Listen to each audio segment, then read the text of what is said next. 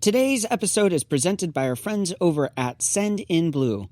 This is episode 349 of Jumblethink. T-minus 10, 9, 8, 7, 6, 5, 4, 3, 2, 1.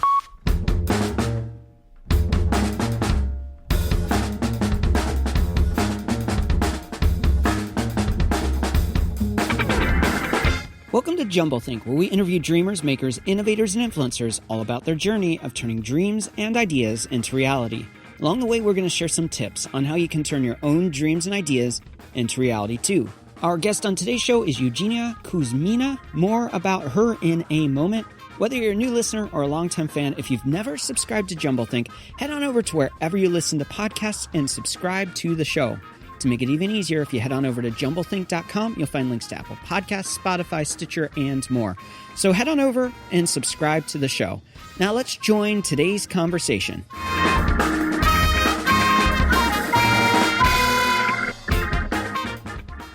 Hey there, friends. Welcome to Jumblethink. My name's Michael Woodward. I am your host. We have a really fun show lined up for you today with Eugenia Kuzmina. More about her in a moment, of course. But before we do that, we want to thank our friends over at Send in Blue. Send in Blue is your all-in-one digital marketing tool. They specialize, though, in email campaigns, making the tools easy to use, fun to use, and very powerful. Best of all, as a listener of Jumblethink, they want to help you out and give you 1 month free of their premium plan. All you have to do is head on over to sendinblue.com/jumblethink and use the code Jumblethink to get your first month free. But this is only good for the first 100 Jumblethink listeners to sign up. So go over there right now and sign up for this really cool tool. We have a great conversation lined up for you today. Our guest is Eugenia Kuzmina. She is a Russian-American actress, comedian, and model. Her modeling career took off when she appeared on the cover of Glamour. She's also walked the runway for multiple designers, including Saint Laurent and Alexander McQueen and a bunch of others, and appeared in advertisements for Hermes, Armani Jeans, and Gap, and so many other really, really powerful brands. She has transitioned into the world of acting and comedy. She's appeared in movies with Rebel Wilson, Matthew McConaughey. She is most recently been in the movie The Gentleman, and in 2020, she's going to appear in the TV miniseries called Spy City alongside Dominic Cooper. You can find her often doing stand-up comedy at the Comedy Store, Flappers, and performing improv at UCB. Well, this is a really fun conversation. You're going to notice in the background, though, this was recorded as she sat out at the balcony looking out over the Pacific Ocean. So you're going to hear the ocean in the background. It's a really fun conversation. Let's join our chat with Eugenia Kuzmina. Our guest today is Eugenia Kuzmina. Did I say that right? Yes, you're Russian now. I'm Russian now. Nice. Well, welcome to the show. Thanks so much for taking time out.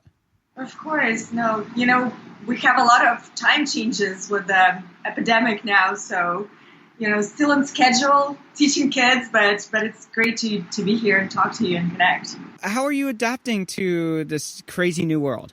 Well, it's interesting. I feel like my whole life I was a survivalist because I grew up in post-Soviet Russia in food lines. So there were a lot of changes that were happening while I was, young, and then living in so many different countries. And now with the epidemic, it's not something really unusual for me, so I think I adapted pretty fast, especially I know about the food lines. In Russia, we didn't have food in the food lines, so that's at least a good thing. Well, I'm excited to chat with you. You are an actress, a comedian, a model. You are doing some real cool stuff in digital media and a lot of other fun things. I just want to kick off this conversation to hear a little bit about your journey. You grow up in Russia and you end up being a model. Talk to us a little bit about that journey and then the transition from model into actress and comedian. A lot of stuff you're working on. Yeah, sure. I grew up in post-Soviet Russia when the regime was changing, and my dad was a nuclear scientist, so it has nothing to do with entertainment business or show business. Never thought about, even dreamt about being in that one day. It was very hard for me to follow the rules in the school in Russia. The system is very strict. I was a rebellious child, so I was always hoping to travel one day and wanted to be an astronaut. Wow. They told me, women don't do that. Like, I have to settle down to be a flight attendant. So, my dreams were not very encouraged as a child. But then I became a model, basically, end of Soviet Russia. A lot of companies from US started coming and they needed local models to advertise the product. So I started doing commercials. The person found me on the street, actually, and I was really afraid to even start doing that because I thought they're going to, human traffic me somewhere. Yeah. We didn't have any example of show business. But I was lucky that I earned more, actually, salary just by doing photo shoots than my dad, who was a nuclear scientist. So I think that was a big motivation for me to continue. And I was lucky to have a really good agency in Moscow doing commercials for Coca-Cola and L'Oreal and M&M's. And then, there was a time when a lot of Russian girls were scouted to come to Paris. Yeah. It was a wave of, Brazilians like Giselle, and then different Russian models like Natalia Vedadova and others. And that's how I moved to Paris at 15 to pursue this career by myself. I lost my dad, so I had a lot of motivation to be how do you call it? Basically to earn for my family. Yeah, and, to be the provider. Yeah, to be the provider. So, and from there, I finished in Los Angeles after having my kids. Wow. So you end up in Los Angeles, and you then move past the world of modeling and start adding additional things that you're doing. Talk to us about that transition from model. It sounds like even just the model, just being a model was not even something that you had dreamed of or thought, oh, maybe I could do this. It just kind of happened.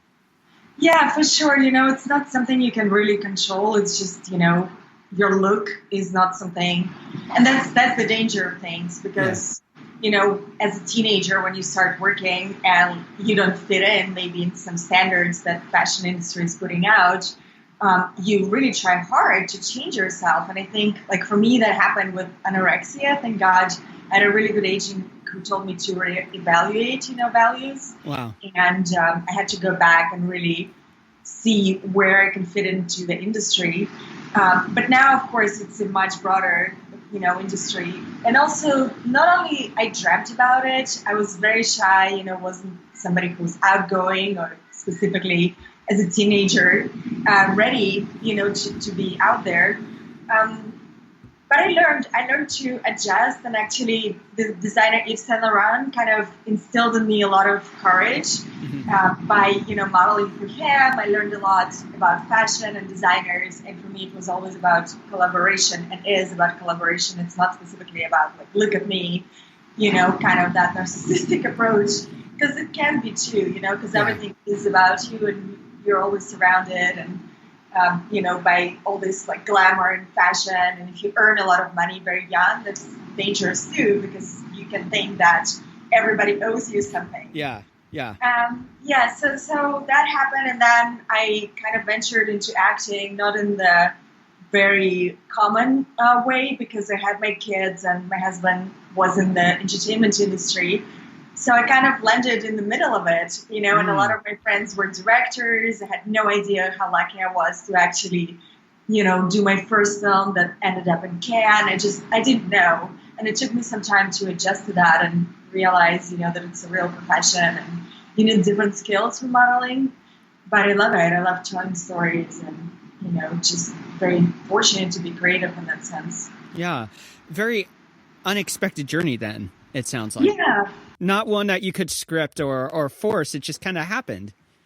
Exactly. I think you have to have work ethic to make anything achievable. But I think I'm a go-getter who just kind of like, if you see an opportunity, you take it and say yes to it. So here we are in the epidemic, doing different comedy shows on Zoom and, taping and making movies with green screen. Yeah.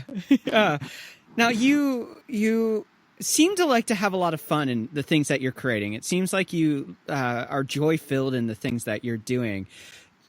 a lot of people, they end up in careers that they don't expect or want, or they end up doing jobs that they don't want. And here you've had the opportunity to fall into careers that you just seem so passionate and joy-filled to do, although it's a lot of work. So how do you keep that perspective of, how the gratitude, because it seems like you're just very thankful for the opportunities that you have. For sure. And, it's interesting with modeling and acting, you basically start over every day. You go on the street and, you're judged all the time. And I don't think a lot of people see it from that perspective. But, you have ups and downs throughout your career. So you're never kind of, you just always are kind of put in a position of gratitude, unless, if you don't have that attitude, then I don't think you would enjoy those professions specifically. Like as a model, you go out and there's millions of models and you would be said no to. And as an actor, there's so many actors, so many comedians, and nobody is better than anybody else, but there are situations when people will judge and don't like you specifically. So, you're just grateful for any opportunity or grateful to work with others who you respect and admire. Yeah. Yeah. And you go from acting then and you throw in comedy on top of that. I've watched some of your stand-up. It's very funny. And you've had a lot of fun doing that. How do you end up on doing comedy and stand-up and doing that? That seems, it's not a huge jump, but, It's huge. It is, okay. I mean, I know maybe like few models who do comedy and they're amazing, and it takes a lot of courage because usually in modeling, you don't talk at all. You just project an image, and it's very separated. And in stand-up, you actually have to be at the same place with people who you don't know. You never know who's the audience and connect to them and, be vulnerable. And also in acting. So I started doing stand-up after I did a film called Fading Gigolo with Woody Allen. Yeah. And I was at the time trying to find some stage time just to, kind of learn more about acting, because there are not a lot of roles in Hollywood for Russian accent. And I was kind of bored with playing, the same roles of like Russian gold diggers and Russian spies.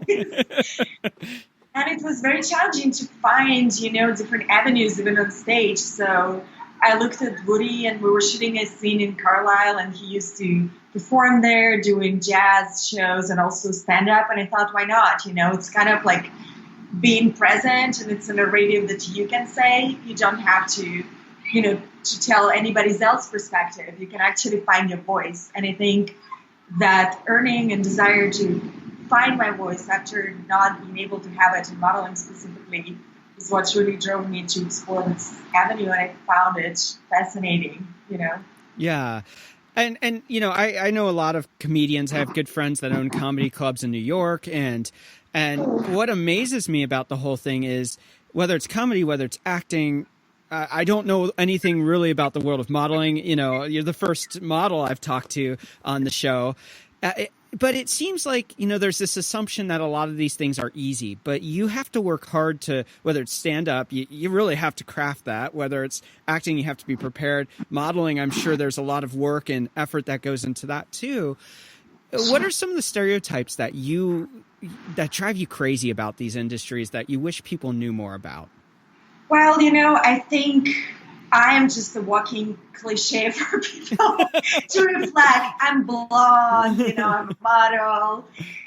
So people assume from that, just like from the time I walk into the stage, that I'm dumb, and then I'm really entitled to everything just because I'm a model. So I kind of try to break those stereotypes. And then, as a mother, there's so much expectations to be perfect all the time, and like the opposite way of like always being like not together, It's kind of funny because like it's really a dichotomy. So it gives me a lot of space to, to open discussions about motherhood and working, parenting, like parents who work. Also as a Russian, they always think that I'm like a gold digger, and I married somebody who's very successful. My husband is a CEO, so they think I'm a gold digger who like came as a Russian mail order bride. Yeah. I mean, there's so much that, there's so much for me to work with, and there's so many cliches. They think I'm a rich bitch which is absolutely not true. As actors and comedians, you especially now, you don't really know where your next set is going to come from. It's very scary actually for a lot of, people. So yeah, I mean, you just can keep talking. I can keep talking about the stereotypes. Yeah, it amazes me that there's a lot of assumptions when it comes to this stuff. And you mentioned earlier, you're constantly being judged. You're constantly being measured.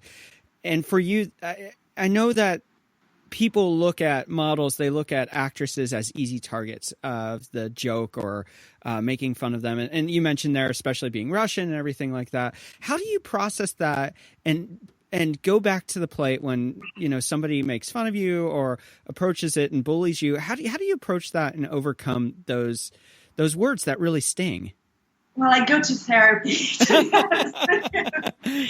And also I work with this company, Boo Bullying, which is a really great organization to kind of raise awareness, because now I'm a grown-up, but I think that type of projection is very hard on teenagers, because they don't have a very rounded view of themselves, and it is very dangerous. The stereotypes and cliches are very dangerous for people who are not, sure where they are. How to process that is, I learned with the work that I do with my therapist that whatever people say, it's basically a projection of their own point of view or their fears or their, inability to be conscious about some topics. A lot of times we take newspapers and that's the only point of view that we have, right? But if you have a more rounded point of view about somebody, you actually start a conversation and connection and learn from perspective about that person. So, I know that whatever comes at me, it's not about me. It's about people who judge me.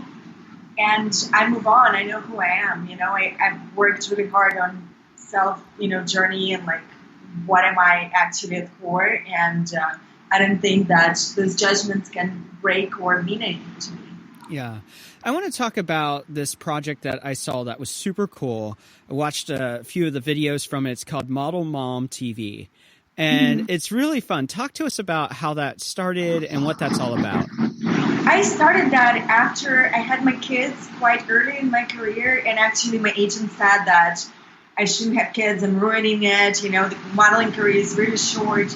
I mean, now, of course, thank God there's much more, models who are older, but for a period of time when you were 23, your career is done. So if you have a kid at 21, forget it, you know. But I had a career and I had some contracts. I had to go back to work pretty fast after 3 months. And I was so excited. I got into shape, worked really hard, flew back, to work with L'Oreal and other companies. And I started going on different meetings and put my kids' pictures in. And I started seeing that clients weren't really happy about that or told me not to promote that I was a mom. Wow. Because they were worried that I wouldn't be able to fly from Japan to Paris to commit to that type of schedule and job, which was challenging. But at the same time, I feel really frustrated because I'm a really passionate person and, I didn't want to just settle down as, there was a cliche about that. Oh, you're a mom. What else do you want? Yeah. I actually am very curious and passionate about, creative job. And that's why I started a blog, because I really wanted to share and kind of find women who are not only being bullied into being one thing or the other. And it felt like a lot of women, once you're a mom, there's also a mom club, where it's an assumption where oh, okay, I'm working in my pajamas and whatever. You can't be motivated. And I really wanted to find women who are motivated and passionate and career women. And that's how I started the blog. And, I found a great community. Yeah. Yeah, it's really a fun watch. And we'll put links, of course, to that in the show notes. As we wrap up this first segment, we always ask a couple questions. The first one being, how do you find purpose in what you do? I love people. I really honestly love people. And I have so much hope for humans, especially now. It's interesting with everything that's happening. I have so much motivation. I work with ecology, and you can see how once we come out of this pandemic, I'm very hopeful that, we would be more cautious about littering and treating nature with more precaution, because she gave us back, like all these things that we have to reflect on. And I'm passionate about storytelling because they connect us, and that's so important. Like, even now being separated, stories are everything, and that's what motivates me, human nature. What is one challenge you're currently working to overcome?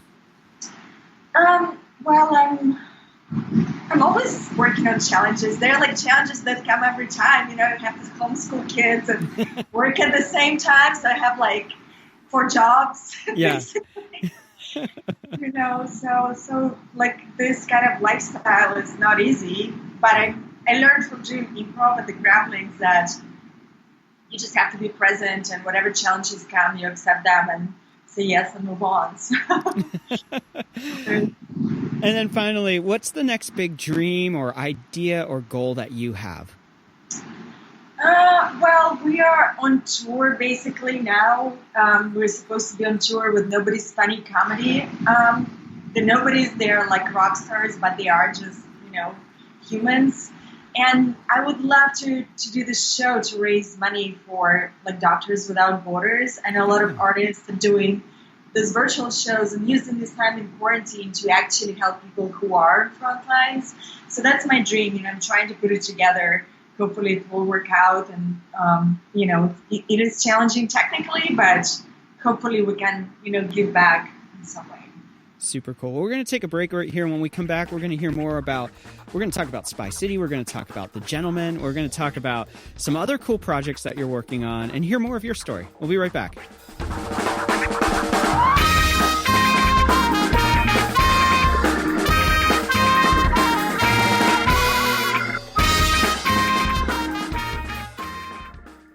Hey there, friends, it's Mike, and over the last few weeks, I've been telling you about this really cool tool called Send in Blue that we've been using for our email newsletters. I want to give you a little bit of an update on our experience and some of the things that I've been super impressed about with their platform. If you build email newsletters at all, you know that one of the most difficult things to do is to build email templates that really reflect your brand. The tools are just clumsy and difficult and really hard to use. That's why I've been super impressed with my experience using Send in Blue. They have 3 tools that you can use to build out those email campaigns. They have a drag and drop builder, which is really easy to use. You just take the element you want. Maybe it's an image or some text, or you want some blocks for content. You just drag it over and then you design around it using their click and edit tools. Really easy to use. They also have a rich text editor. And for those techie people out there, you can get down and dirty into the code and really build out templates exactly how you want. Now, building email templates is critical to getting campaigns that work for your brand. So when I found that their tools were easy to use, I wanted to let you know. I hope you'll take some time and check them out. Best of all, for the first 100 Jumblethink listeners who sign up, they want to give your first month free on their premium plan. So head on over to sendinblue.com/jumblethink. That's sendinblue.com/jumblethink and use the code jumblethink to get your first month free. Now let's return to today's conversation.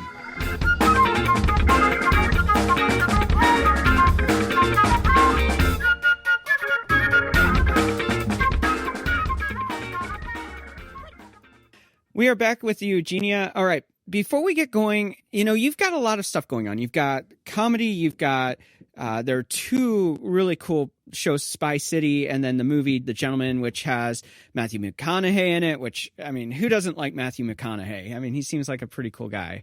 And you got a lot going on, a lot coming out. How can people find and connect with you? I feel it's so easy to connect, with somebody these days with all the technology. I do have a social media presence. I, do my Instagram, and if there's anything I can help, sometimes girls who want to start modeling, they DM me. And if it's a real request and I can be of service, I try to help as much as I can. So I think it's pretty easy. You can contact. It depends on how we can collaborate. I have my agents who, or we can connect directly too. Yeah, absolutely. And we'll put some links there to your website and the social channels so people can follow along on your journey and keep up to date on what you're working on. Thank you. Now, we mentioned that there's a new show coming out called Spy City. You are in it. Tell us about that and what your role is in that show. Sure. I was so excited. It's a really, really intriguing script. We shot it in Prague last year. It's a mini-series about spies in 1961 when Berlin Wall was being built. Wow. And there's so much history involved. There's like Americans and French and British intelligence, and then there's Russian intelligence. The East and the West is really divided. So there's a lot of drama and, love stories, and it's really moving fast script. I really loved it. And Dominic Cooper stars in that, and my, as much as I can say about the role, I'm a spy. I had to learn very specific ways to shoot guns. And it's interesting because now I work with a team of John Wick, who are incredible, just like the best people to run tactical. Big shout out to them, but I started working with them, unfortunately, like after we shot my gun scene. Yeah. Because there's so much you have to know how to properly do that, So it was very interesting. I did my own stunts. I didn't know that glass, like they had to break a glass over my body, and glass is made out of sugar. Wow. So that's like a lot of things that I learned on that set, and it was really fantastic to collaborate. I really felt like that set was not about the ego and all the actors, like we changed scenes, we improvised, but also it was all about making it into a better story, more realistic story. And I felt every actor just knew so much history, because when you do shows that involve history and are kind of like based in reality, you have to kind of check the facts and know what you're doing specifically. And where's that going to be airing? How can people find that? I'm not sure quite yet, but I'm sure the networks bought it. I haven't checked on that. I don't know if it's on Netflix or if it's on specific network, but I think you can Google and find out more information. It's coming, I think, this year. Yeah, I was just looking on IMDb, and it was talking about it's in post-production, so it should be hitting us anytime soon, I would assume. Exactly, yeah, exactly. Yeah, and fortunately, it sounds like you were able to get all the production done before COVID-19 hit, so there's a lot of production shut down in Hollywood right now. Oh my God, yeah, I have actually a few films that I was working on. One romantic comedy that we're supposed to shoot in April, we're supposed to sing, so it's good because I don't know how to sing, so I have a little bit more time, to master the schedule. Yeah. Yeah, some horror films. We're supposed to go to Caan with a movie, Asking for a Friend. It's a French horror film. And it's unfortunate, We're supposed to go to Coachella with modeling because a lot of brands go there. And our agency, LA Models Direct, they work with a few brands. And, I love music. So, yeah, a few things got shut down. And nobody really knows what's really going to happen and how the sets are going to be regulated once we're coming out, but we've been able to do a few shows on Zoom with flappers and other clubs, and so we're all adjusting to that. Yeah, absolutely.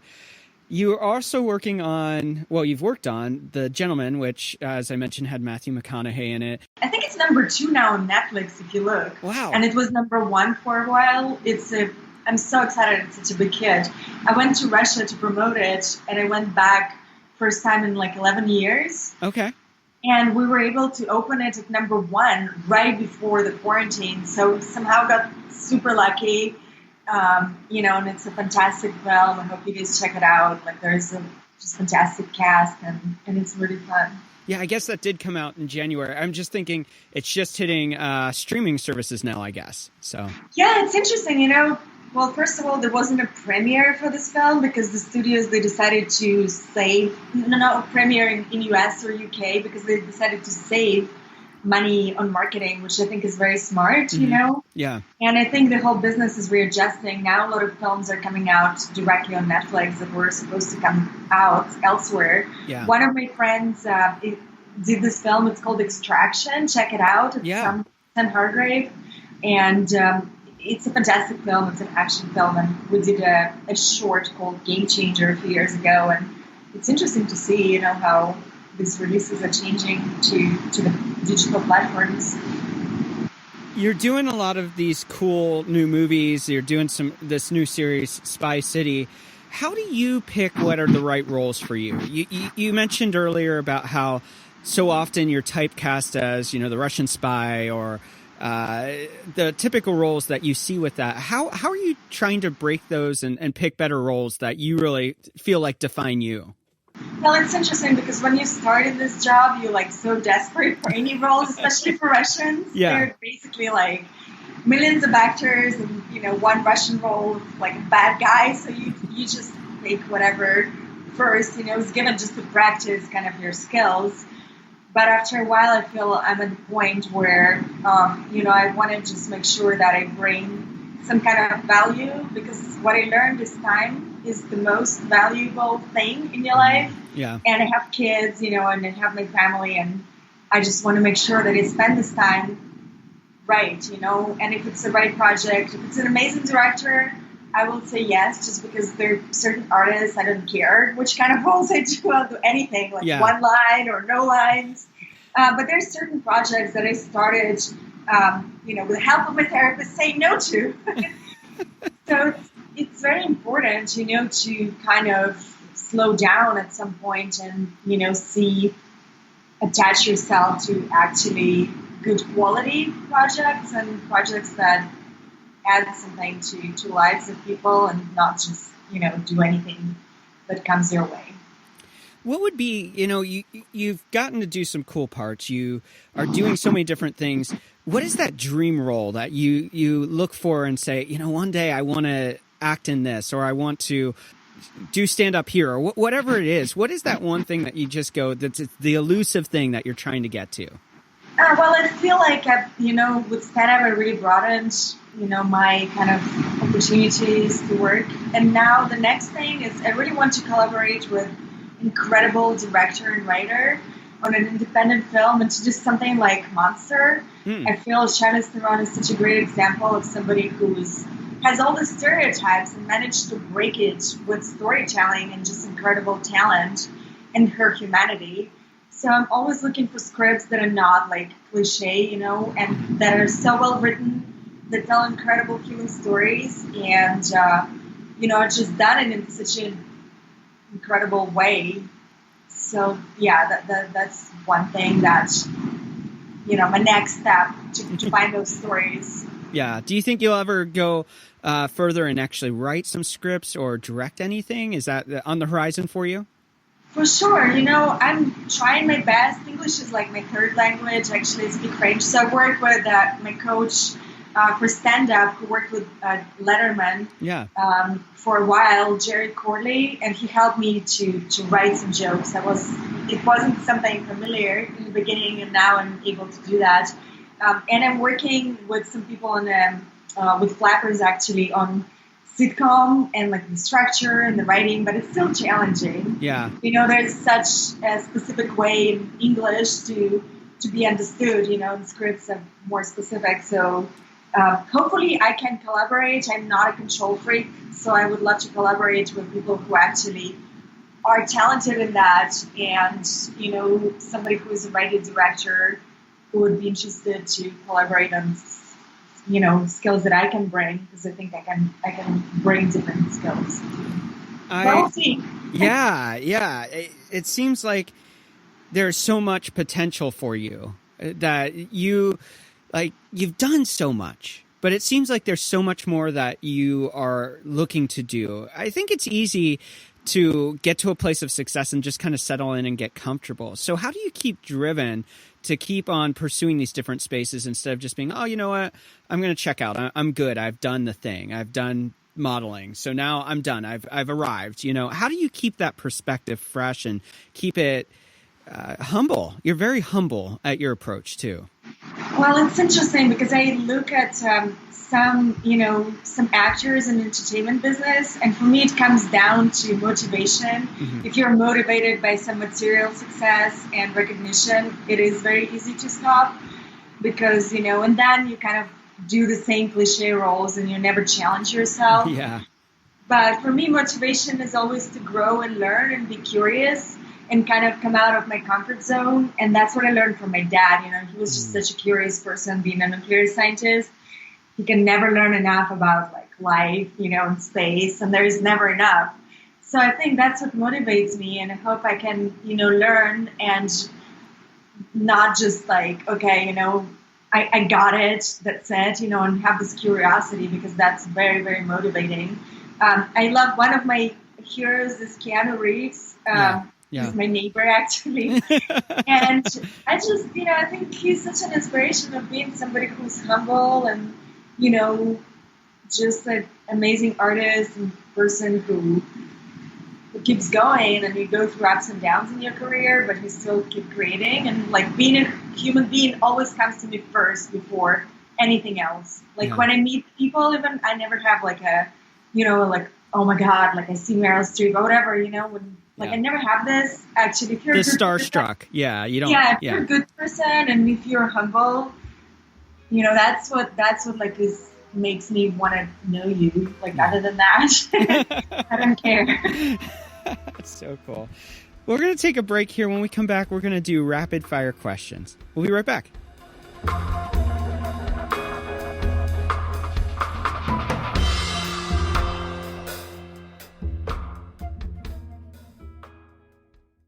Hey there, friends, it's Mike, and I am super excited to tell you about a new company I stumbled upon recently.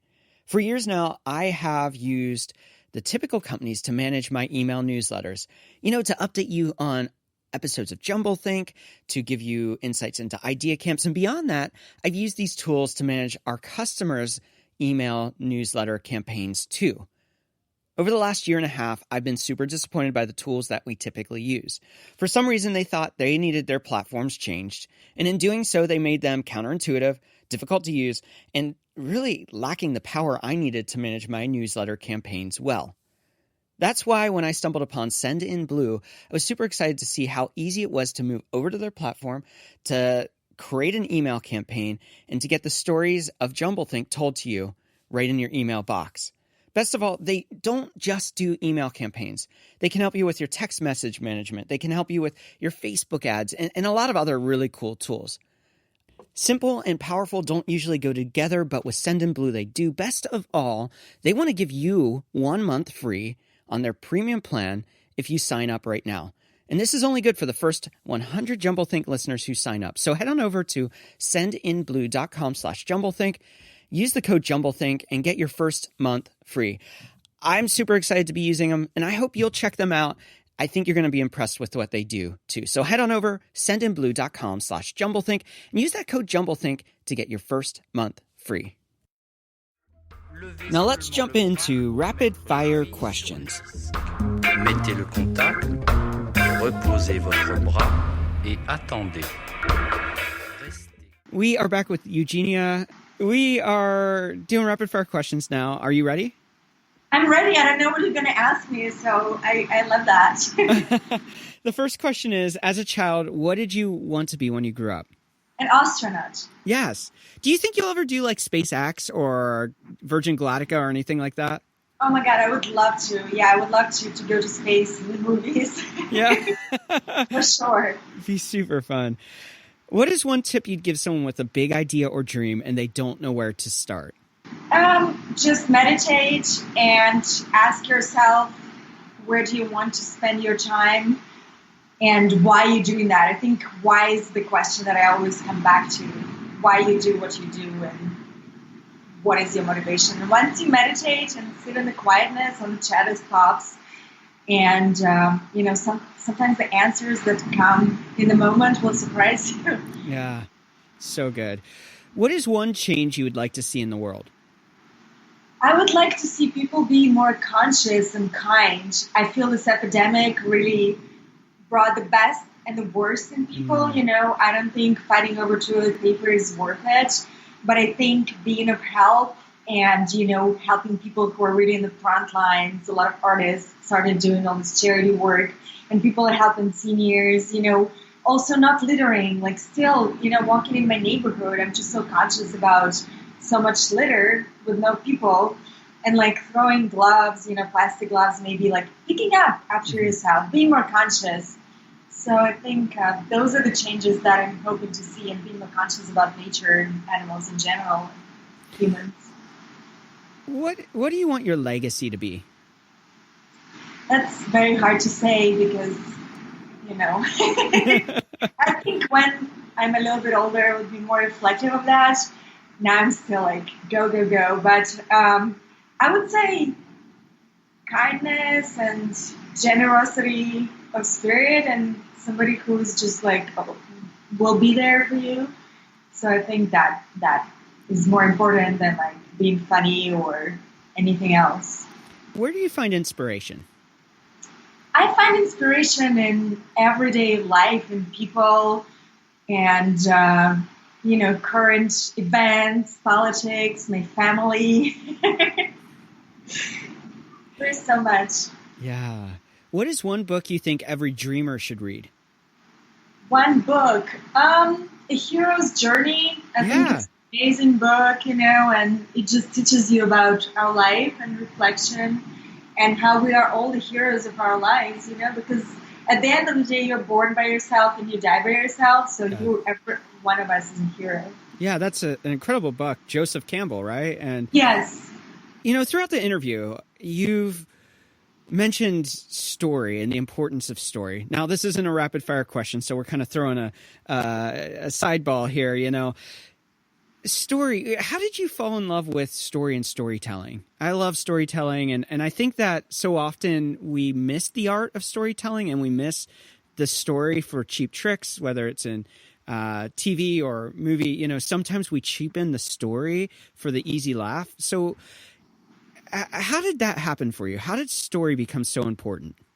So being very curious, I think a lot of actors actually are interested in psychology, and I researched a lot about archetypes and what actually connects us as humans on some level. And storytelling is what makes us not lonely. It's the base of it, and then you bring some archetypes, and you can always break them, but, there's certain psychological things. So that's when I read, The Hero's Journey, and learned about storytelling and the importance of it. And basically it is, we're all isolated, and once we go to see the story, it really reflects, we see ourselves in all these characters, and that's what makes us, our life together easier. Story, as you mentioned, is something that really brings us together right now. I think there are a lot of creators who are wanting to become better storytellers, whether it's through an interview, whether it's through a narrative piece that they're writing, or fiction or fact. We're getting back to this place of story. Podcasting is a great example of that, with the serial podcasts and true crime podcasts, and TV. People are saying we're in the golden age of TV with the sheer amount of story that's being told there. I think some people struggle understanding how to create captivating story. For you, what would be a tip that you'd give them if somebody's saying, I want to become better at story and telling story and communicating in story? What would you tell them?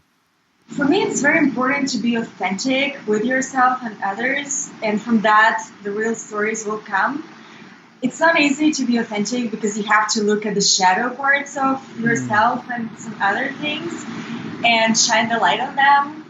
And, you have to be vulnerable about the mistakes. We all want to see ourselves as perfect human beings, who never do mistakes. But I think actually the best things come in the story from learning by making mistakes, and just knowing that, and looking back and saying oh, that was a mistake I made. But maybe by writing that's not only a therapy that you will heal your wound, but also it will heal somebody else's wound. And, shining the light on those dark moments will make you a better storyteller. And that's why I love comedians, because that's what they do. They go deep and dark, and they shine a light on that. And that's an incredible way to tell a story.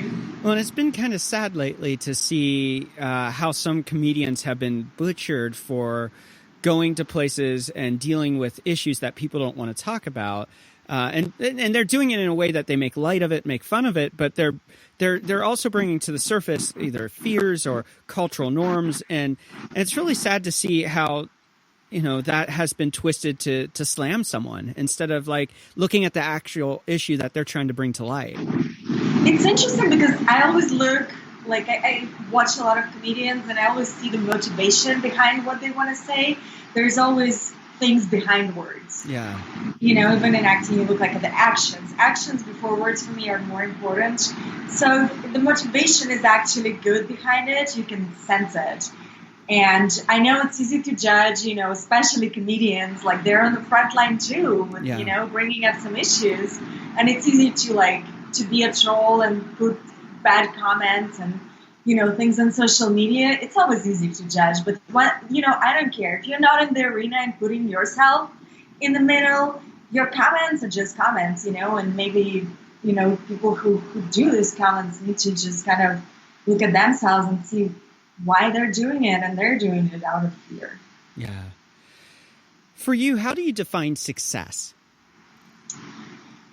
Success, I would define it by joy, and authenticity and peace, I would say. Yeah.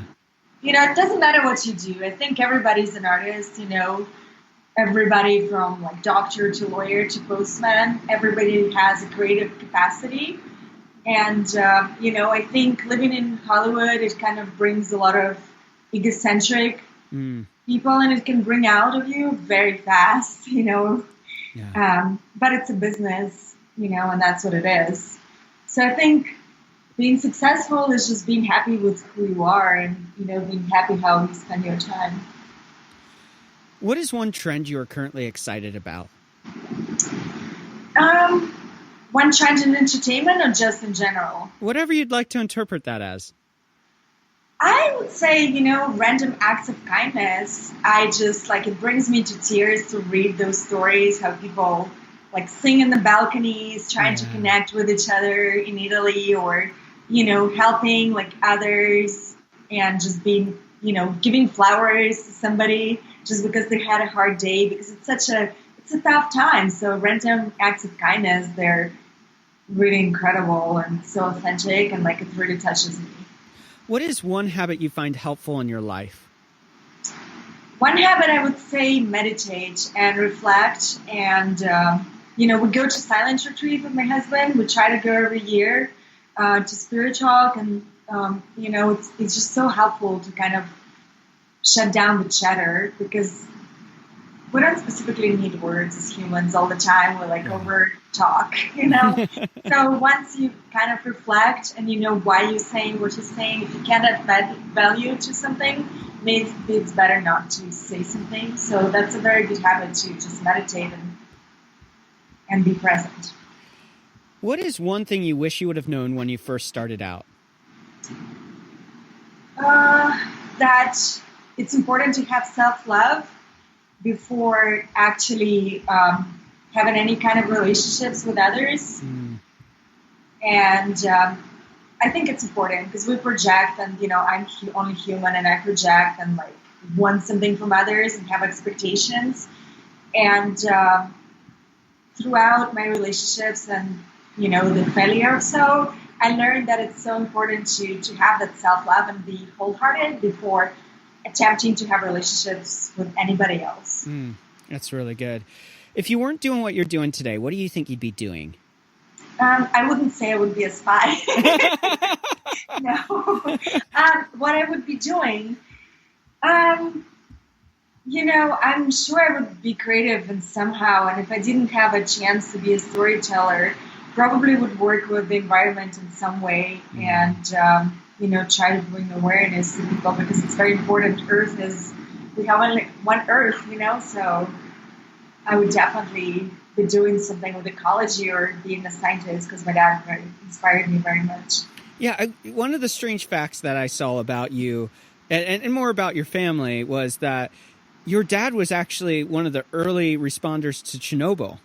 Yes. It was very tough, and instead of stories about princesses, he would tell us stories about people in Chernobyl. I mean, it's a really weird way to grow up. Yeah. But my dad was so passionate, and He was just heartbroken because the government, I think at the time, they didn't allow to say like what was the region that actually was affected, just to cover up, which is reflective of the pandemic now. Yeah. Like, I'm sure, I'm not the one to call out people because I'm not like there on the front lines, but my dad was. And I think if you look at the miniseries, you can see that the main character, Kurchatov, suffered a lot from not being able to reveal the truth. And I saw my dad trying to talk in the international conference about really what happened and what he saw and wasn't allowed to.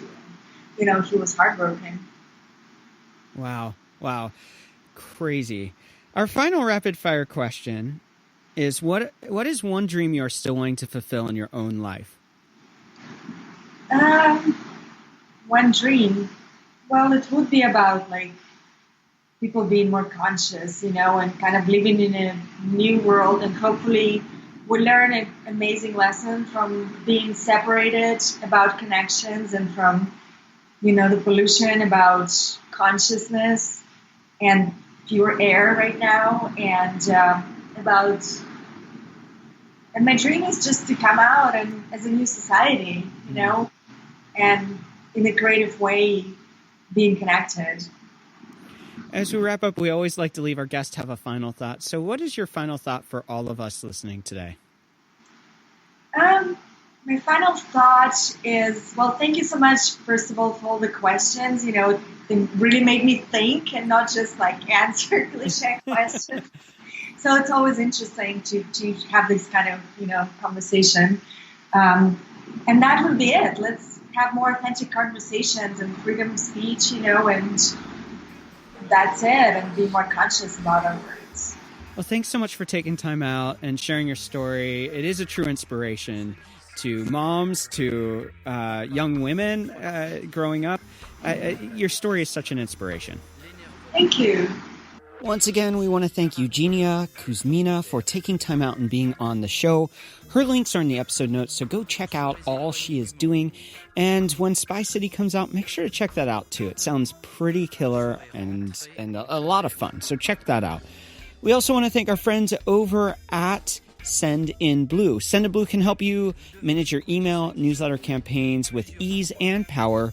Best of all, as a listener of Jumblethink, they want to give you your first month of their premium plan completely free to the first 100 Jumblethink listeners who sign up. So head on over sendinblue.com/Jumblethink. Use that code Jumblethink to get your first month free. And I want to thank you for tuning into today's show. Now, here's my takeaway for you today. With Eugenia's story, her story was not one of she dreamed it and she did it. Her story is one where the dreams were beyond her imagination, but an opportunity presented itself. She stepped into it and new dreams were unlocked. Not only did she become a model, but she went on to becoming an actress and exploring the world of comedy. All opportunities she could have never imagined. Leonard Ravenhill once said, "The opportunity of a lifetime must be seized in the lifetime of the opportunity." When those opportunities present themselves, take the risk, step out, go into the unknown, and see what dreams and ideas are unlocked. I want to thank you for tuning into today's show. I hope you are encouraged. I hope that this episode sparks something inside of you. But it's up to you. So you got to get out there, you got to dream big, and change the world around you. En avant, en arrière, sur les côtés. Vous êtes une autre personne. Les mères de famille, les enfants, peuvent également prendre un moment revitalisant. Dans quelques mois, lorsque vous aurez bien saisi la technique et que vous serez maître de votre corps, vous pourrez vous décontracter même en travaillant.